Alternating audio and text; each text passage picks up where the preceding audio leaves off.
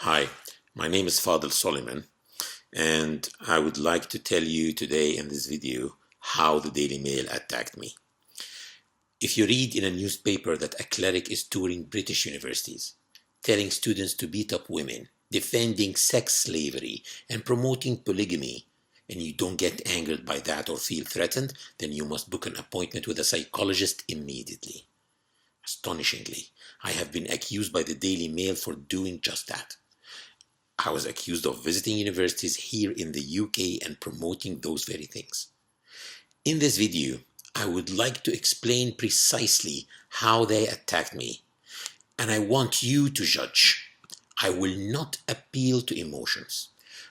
I will only appeal to the sense of logic. Every single statement that I will make will be justified on the basis of sound logic. So bear with me. If you Google these 4 words, Fadl Soliman Daily Mail, you will find a link to an article entitled, "It is fine to hit a wife who doesn't please you, what an Islamic cleric is telling students as he tours British universities unchallenged, and he is not alone." That apparently refers to me, but please don't read the article before you take a moment and listen to what I would say in this video, or you will certainly hate me.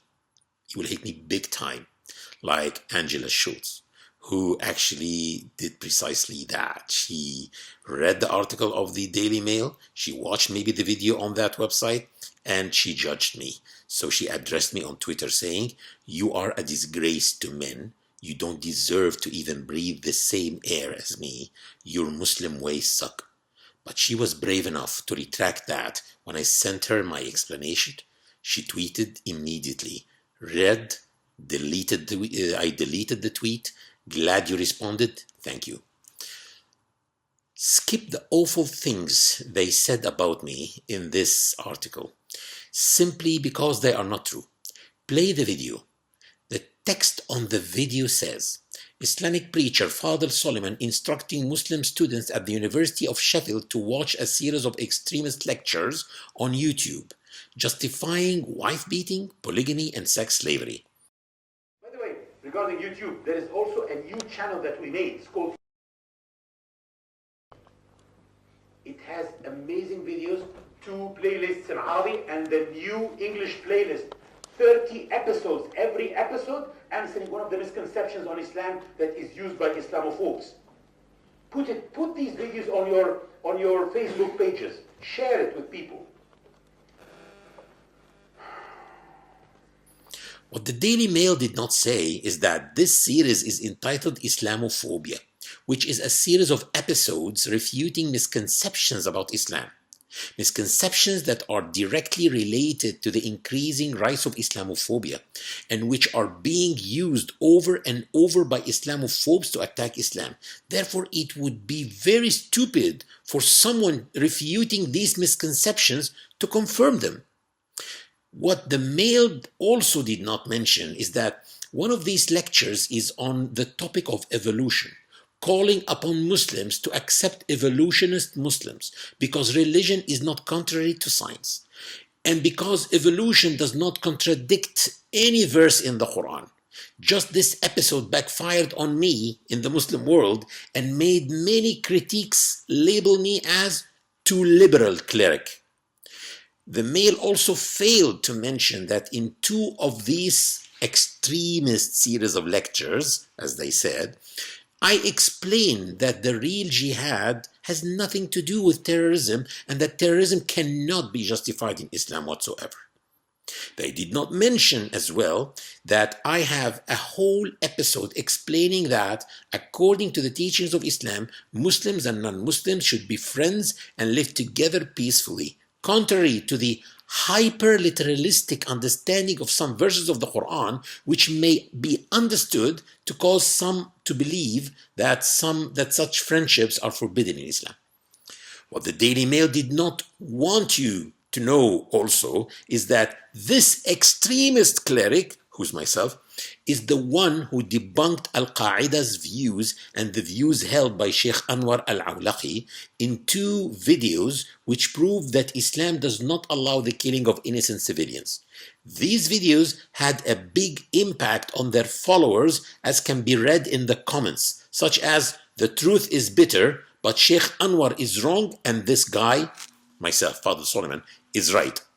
The Mail will never mention that its journalist saw the posters of my 1-day workshop, How to De-Radicalize an Extremist. They also never mentioned that I challenged ISIS theology in Edinburgh and Rochdale and across Europe, giving a presentation entitled The ISIS Delusion, which can be viewed on YouTube. The Daily Mail apparently just forgot to mention all of this work against extremism in their investigation on extremism. But they did, however, remember to label me as an extremist. They claim that I say, "It is fine to hit a wife who doesn't please you." Well, watch the video for yourself. The first cut and paste statement they make is, maybe intentionally, not mentioning that I am explaining a verse in the Quran which says, "As to those women on whose part you fear disloyalty and ill conduct, admonish them first, next refuse to share their beds, and last spank them." And that is to make me appear as if I am commanding the students to do that. The second cut and paste job is actually a scandal. The cut is very obvious if you go to the video on their article on the internet, to minute 43 seconds, 1 minute 43 seconds. Directly after I say, "They may continue to share a bed, but he should turn his back to her." Remember those words well, because after that, their video shows that I am saying, "So after passing through 2 stages of non-physical warnings, the next stage of warning must involve something physical in order to escalate the intensity of the warning." And this is where the first mention of spanking comes. "They may continue to share a bed, but he should turn his back to her. So after passing through 2 stages of non-physical interaction, the next stage of warning must involve something physical in order to escalate the intensity of the warning." And this is where the first mention of spanking. But guess what? I did not say that. And if you go to the original video on my YouTube channel, Islamophobia TV, episode number 25, and view the video at the 5th minute 34 seconds, 5:34. After the words, "They may continue to share a bed, but he should turn his back to her," listen to what I actually say. "They may continue to share a bed, but he should turn his back to her." Now, if both of the previous measures do not work, then divorce could seem to be the only option left. I am actually explaining my understanding of the verse, which is, now if both of the previous measures do not work, then divorce could seem to be the only option left. However, that's not what you see on the video of the Daily Mail's website, because they simply cut all of the video content from the minute 5:34 to the minute 6:55 and then stitched it together like a sneaky little plastic surgery, removing 1 minute 21 seconds of discussion, which they felt was not serving their cause. So instead of hearing me saying that the third resort is divorce, you hear me saying that it is spanking. I was merely explaining why a scholar such as Ibn Abbas mentioned light spanking with a toothbrush, but the Daily Mail did not tell its readers that. My conclusion was crystal clear at the end of the episode when I said that the Quran says, that same Quran says, "You have indeed in the Messenger of Allah a beautiful example of conduct for anyone whose hope is in Allah and the final day." And we know from Lady Aisha, the Prophet's wife, that he never raised his hand to strike a woman, a servant, or anyone, or anything for that matter. So the Prophet, peace be upon him, never beat anyone. His morals would not allow him to do so, and God commanded us to take him as a role model. So he is our role model, and there is no such thing as wife beating being permissible in Islam. Now for polygamy. On the Daily Mail's infamous video at the 3rd minute 22 seconds, 3:22, Into it, they cut and pasted 50 seconds from episode number 19 of the series called Islamophobia. It's entitled The Polygamy Dilemma, which is a 19-minute long video. They show me telling a story of people who solved their marital problem through polygamy. They chose those 50 seconds so well, and they cut the video precisely at the point where the viewers would hear the other side of the story.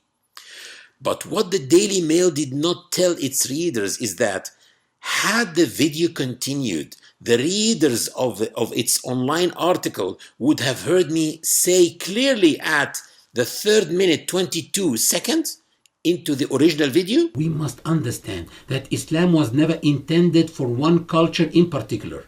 Islam is God's religion that He revealed to all of mankind ever since He created this earth until the very end of time. In other words, Islam is suitable for all people, Arabs and non-Arabs, Indians, Europeans, Americans, and all sorts of cultures. If there are cultures that accept this sort of solution, it is the role of Islam to regulate these practices and not to forbid them. The Daily Mail conveniently did not tell its readers that I mentioned that I personally come from a culture which does not accept polygamy. And that was obvious when I mentioned that my mother was offended by a lady who suggested to her to marry my father to another woman in order to help her with the household chores. At the 5th minute exactly, 5:00, into the original video, I state, my mother, however, was shocked and offended by such a suggestion and would not entertain such an idea even though it was a concept completely acceptable to the villagers. My father and I were practically pulling my mom, who was about to throw this woman from the window. But again, some stitching up will help the cause of the article. If we're speaking about polygamy, I actually don't know anyone who promoted polygamy in the UK except one, and that is the Daily Mail itself. Read their article entitled Why Having an Extra Wife May Lead to a Longer Life, which was published on the 21st of August 2008. I hope they are not still holding these extreme ideas. Regarding sex slavery, the Daily Mail went next to a 24 minutes episode and selected very carefully 1.5 minutes of discussion to cut and paste in order to serve their cause. They cut the clip just before I say that the Islamic way of dealing with this problem led to the freeing of many slave girls as well as their children. They cut my original episode at the 14th minute, 56 seconds. 14:56. Just before I said, her children too would be free like their father. So this was one source that was redirected so that it poured into the river of freedom rather than into that of slavery. A lot of people were born free in that way. Their mothers were slaves, but they were free and their mothers became free as well just because they were born to a father who was free. Now, after watching their 5-minute video and then going back to my original episodes to compare and see for yourself all the cutting and pasting and stitching that has been done to them, will you still believe their article about me? The Daily Mail never mentioned that all these episodes are linked to my personal website, www.fadilsoliman.com, on which I state clearly in the frequently answered questions section, in answering question number 9, saying, Islam does not allow violence against spouses, and those who thought that the Quran allows it are wrong. It all stems from interpreting a verse in the Quran wrongly by assuming that the hitting mentioned in it is for disciplining. Then after referring the readers to the episode I mentioned, I said, to conclude, Islam does not allow any violence against spouses, and if a woman is beaten by her husband, then she should raise a complaint with the appropriate authorities. To even suggest that I am justifying slavery or misogyny makes me laugh. I have been always vocal against racism, violence, and any kind of discrimination against women. The question now is, why did the Daily Mail attack me this way? We will find this in my next video. But now, I would like you to go through my episodes again and check the difference between these videos, the original videos, and the video that was made by the Daily Mail. I would like to thank you very much for your time and for giving me the chance to explain to you. Salam and good day.